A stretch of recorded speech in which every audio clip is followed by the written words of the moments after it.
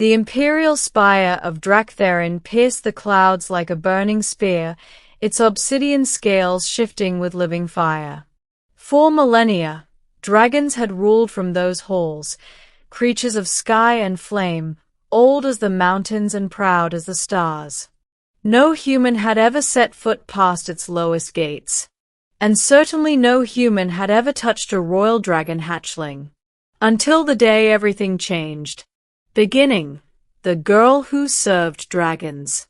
Ilara Wynn, a human waitress from the border city of Halewind, had never dreamed of leaving her quiet life.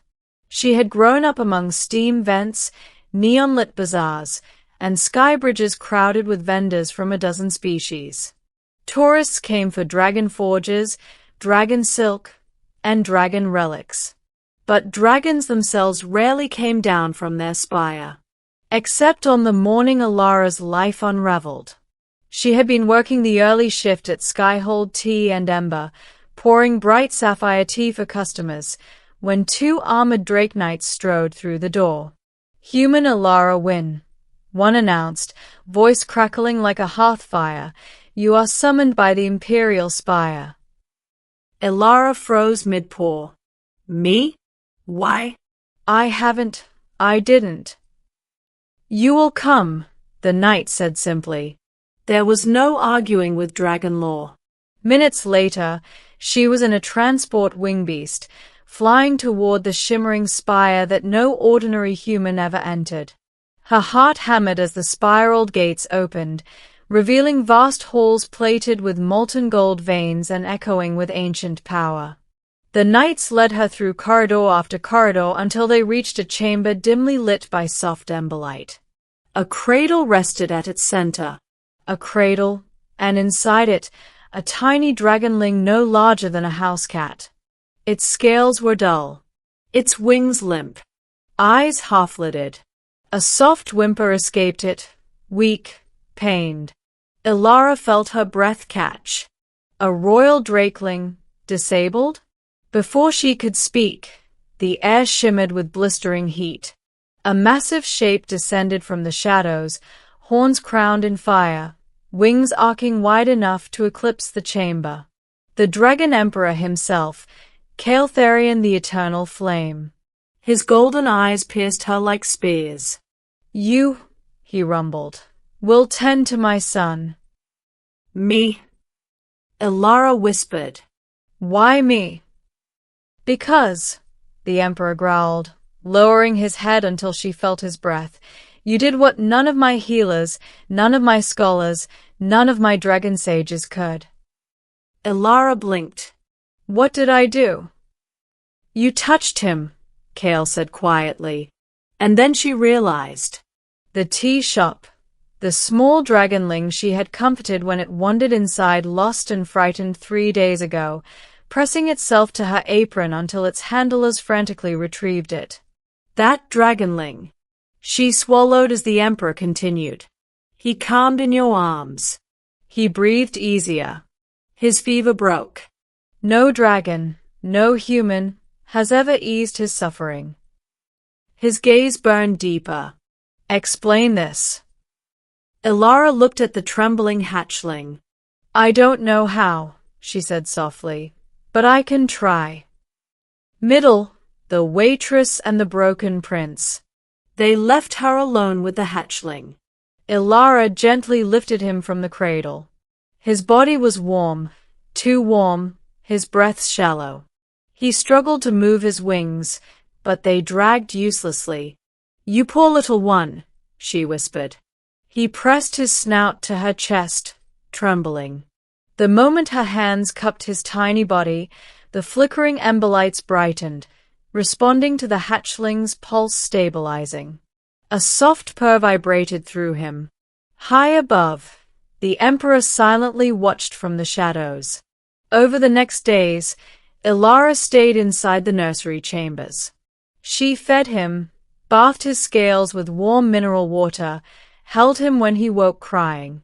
Dragons from every caste came to observe, but Ilara ignored them all. She named the hatchling Arix, after an old bedtime story. She learned that his wings were malformed, his fire sacs underdeveloped, his magic unstable. Any normal dragonling born this way would have been quietly hidden away or allowed to fade. But not the son of the emperor. Not the heir. Ilara spent her nights reading old human medical texts, dragon physiology scrolls she could barely understand, and anything else the spire scholars could bring her. And every morning, Arix grew a little stronger. He tried to flap weak wings.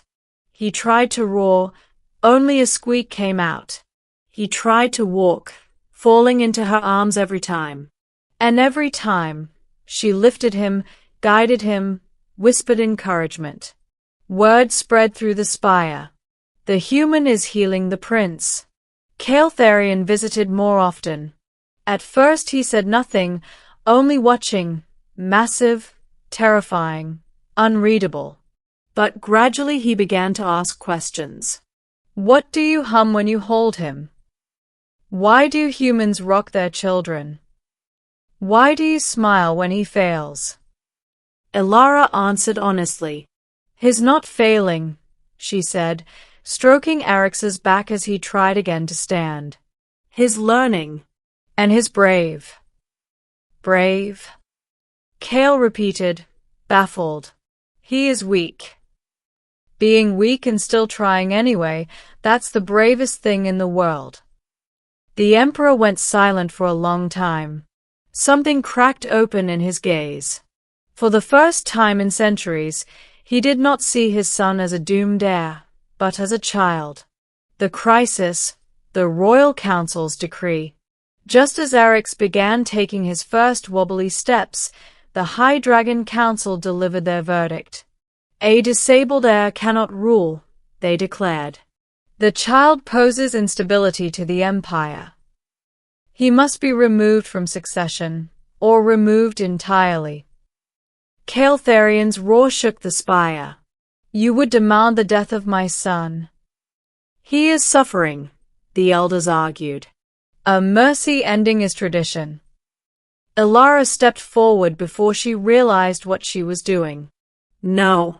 The chamber fell deathly silent. A human had spoken out of turn, to the council, to the emperor. Ilara held Arix protectively in her arms. He is healing, she said. He just needs more time. The elders bristled.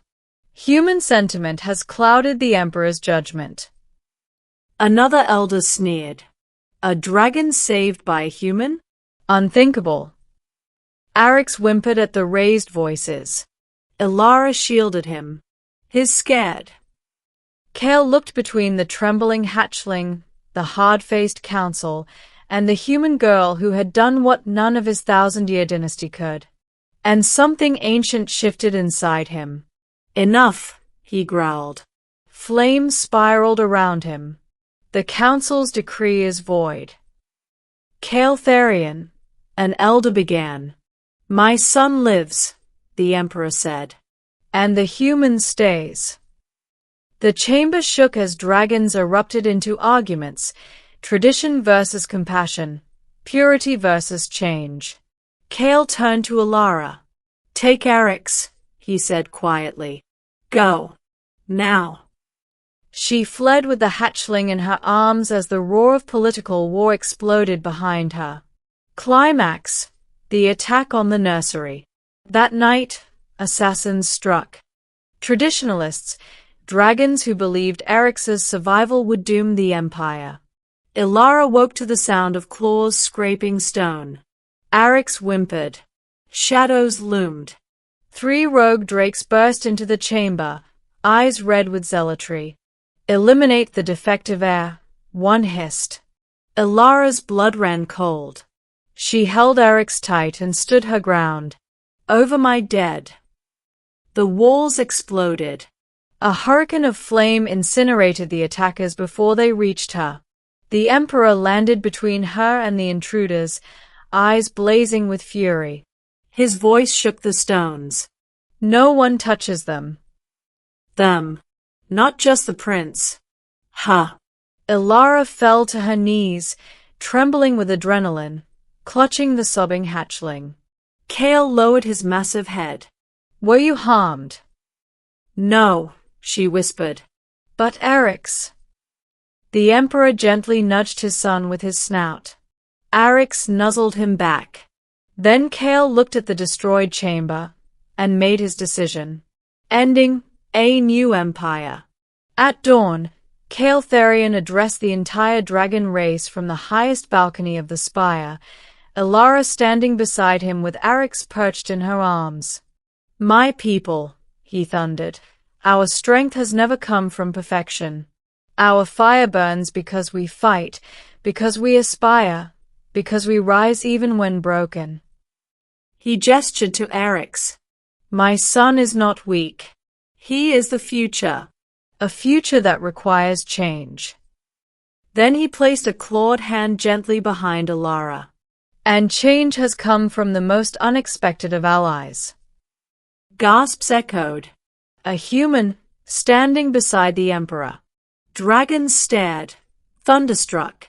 Kale spread his wings wide in a display unseen since ancient times.